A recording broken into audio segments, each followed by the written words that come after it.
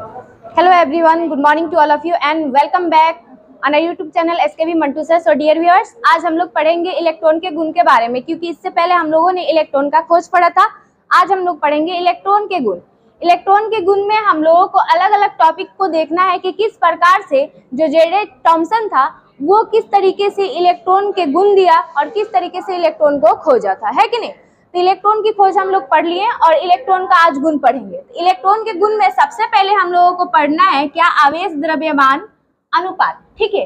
यानी आवेश और द्रव्यमान का अनुपात किस तरीके से हम लोग निकालते हैं और ये कैसे आया है, ठीक है। उसके बाद से दूसरे नंबर में टॉपिक हम लोगों को ये पढ़ना है आवेश के बारे में, यानी इलेक्ट्रॉन पे आवेश कैसा होता है और ऋणावेश होता है उसका मान कितना होता है। उसके बाद से हम लोगों को क्या पढ़ना है, द्रव्यमान, यानी कोई भी चीज कितना भी छोटा हो उसमें कुछ ना कुछ द्रव्यमान जरूर है कि नहीं है।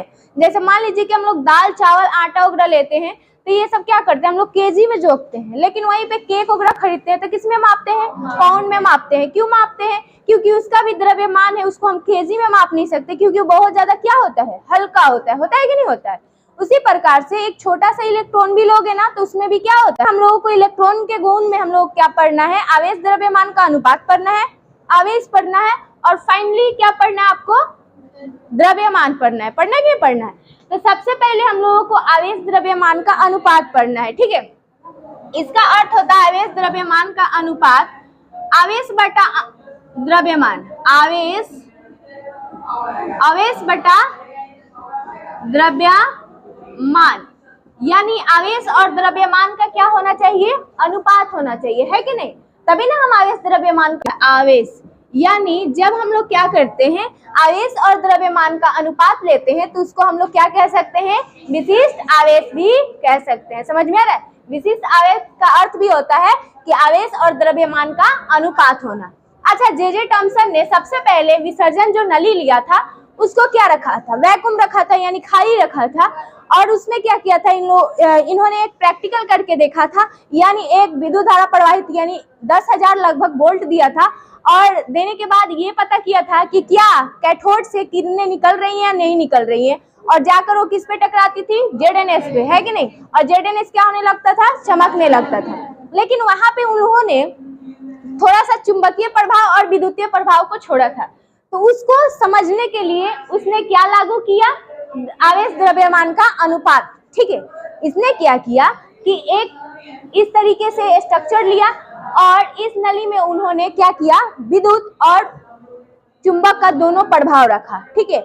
अब विद्युत और चुंबक का प्रभाव रखने के बाद ये साबित करने की कोशिश किया, क्या किया, साबित करने की कोशिश किया, ठीक है। अब देखो इस तरीके से एक इन्होंने स्ट्रक्चर लिया, है कि नहीं, और इसमें क्या किया कि एक कैथोड एक एनोड को जोड़ा, ठीक है। और इस कैथोड में देखो ये आपका कैथोड है, कैथोड को हम क्या कहते हैं, प्लस कहते हैं, सॉरी कैथोड को माइनस, एनोड को क्या बोलते हैं, प्लस बोलते हैं, कि नहीं। ये चीज एनोड पॉजिटिव होता है, कैथोड नेगेटिव होता है। इसने दो टर्मिनल को आपस में जोड़ दिया जिसे हम लोग क्या बोलते हैं, इलेक्ट्रोड बोलते हैं। क्या बोलते हैं, इलेक्ट्रोड, है कि नहीं। अब देखो ये इलेक्ट्रोड है, इस इलेक्ट्रोड के बीच में क्या रखा है, ये नॉर्थ और साउथ आपका क्या है, एक विद्युतीय प्रभाव चुंबकीय प्रभाव है।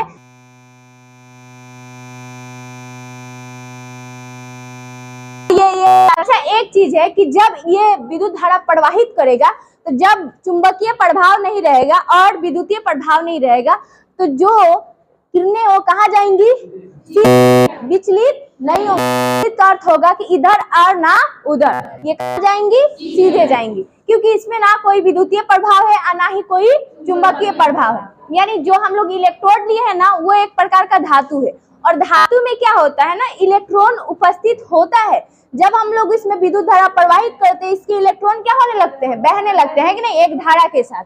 उसी प्रकार से इसमें जैसे हम लोग विद्युत धारा प्रवाहित कर रहे हैं, ओनली विद्युत धारा प्रवाहित कर रहे हैं, तो इसमें वोल्ट दे रहे हैं, तो इसकी जो किरणें है ना सीधे आकर किस बिंदु से टकराएगी, बी बिंदु से टकराएगी। किससे टकराएगी बाबू, बी से। इस पे हम लोग क्या करेंगे, विद्युतीय प्रभाव देंगे तो ये कहाँ जाकर टकराएगी, ZNS पे टकराएगी,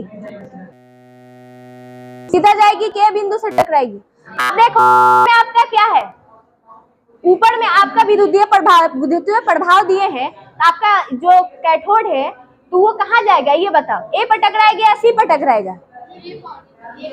ए पर टकराएगा। यहाँ पे देखो ये जैसे बिंदु आएगा ये कहाँ टकराएगा? ए पर टकराएगा। ए पर नहीं टकराएगा, ये सीधा बिंदु आएगा सी पर टकराएगा। क्योंकि देखो जो एनोड जो है ना वो किधर है? सी की तरफ है, और जो कैथोड है वो किधर है? ऊपर है कि नहीं? नहीं, अगर मान लो कि अगर विद्युतीय प्रभाव हम लोग देते हैं, थोड़ा देर के लिए अगर मानते हैं कि विद्युतीय प्रभाव हम लोग इधर रखें, अगर विद्युतीय प्रभाव इधर रखें नहीं इधर, यानी इस पे एक चीज है कि जैसे हम चुंबकीय प्रभाव को हटाएंगे और विद्युतीय प्रभाव को डालेंगे तो ये किरणें विचलित होकर एक तरफ जाएगी। फिर हम लोग क्या करेंगे? विद्युतीय प्रभाव को हटाएंगे और फिर क्या करेंगे? चुंबकीय प्रभाव को ज्यादा करेंगे, तो फिर दूसरी किरणें विचलित होकर दूसरी पर टकराएगी। समझ में आ रहा है? तो जैसे मान लो कि हम लोगों ने जब रखा, यानी इसमें कोई प्रभाव नहीं रखा, तो किरणें क्या हो रही हैं? सीधी रेखा में क्या कर रही है? गमन कर रही हैं। लेकिन जैसे हम इसमें क्या डाल रहे हैं? विद्युतीय प्रभाव डाल रहे हैं, चुंबकीय, इसकी किरणें क्या हो रही हैं? विचलित हो रही हैं, यानी अपने रास्ते से क्या हो जा रही है?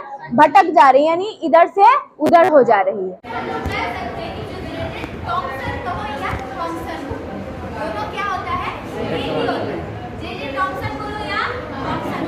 तो जो थॉमसन थे वो क्या किए? विद्युतीय प्रभाव और चुंबकीय प्रभाव के द्वारा क्या फाइंड किया आपका? उसके बाद से इन्होंने एक चीज और बताया कि जैसे ही हम लोग क्या करते हैं विद्युतीय प्रभाव को बढ़ाते हैं तो किरणें कहाँ टकराती है? ये पर टकराती है। जैसे चुंबकीय प्रभाव को बढ़ाते हैं और दोनों प्रभाव को अगर हटाते हैं तो कहाँ टकराते हैं? ये पर टकराती है, यानी वो कहाँ जाएगी? सीधी रेखा में जाएगी। अच्छा एक बात और, विचलन का अब कारण क्या पढ़ना है बाबू? विचलन का कारण क्या पढ़ना है?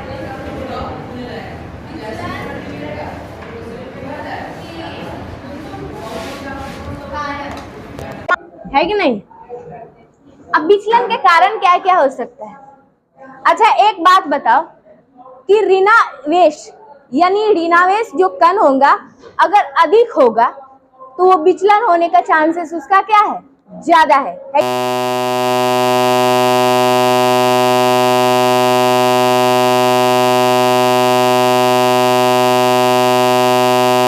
अधिक